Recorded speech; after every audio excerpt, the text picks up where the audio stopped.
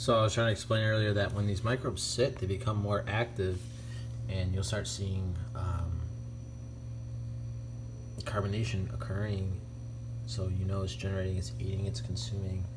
So once you start seeing this, you know eventually within, I'd say, 2 or 3 days, you should be adding a little bit more sugar. It doesn't, you don't have to add that much. You're just feeding them. You're not, you're adding, because I know a lot of sugar, if you add too much sugar, it can cause gunkiness in lines. So you want to make sure there's a good ratio to sugar to not sugar here. So by the time you go to use it, it's not too sugary, and it's more, I'd say, acidic a little bit, which is fine. You know, acidity is fine, especially if you have wood mulch on your garden. You know, that's perfect. You're really winning. So you'll see here, it's happening here, and that's why when I unscrew this, you'll hear gas release.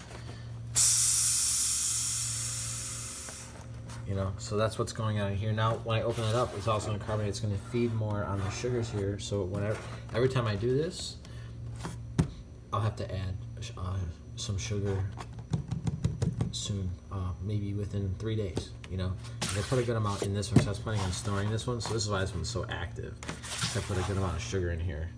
So that's all you really got to do. You just got to keep feeding it. It gets stronger. The more it sits, the more you feed it. It gets stronger and stronger and stronger and stronger. And eventually you can just super saturate it and let it sit in your jar for a long time. You'll generate this gas. It's fun. It's just fun to play with, but I feel like there's some type of utility towards this gas too. So, and the gas doesn't smell. It smells very sweet.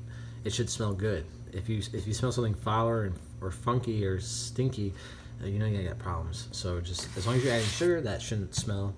You should be good. So take care.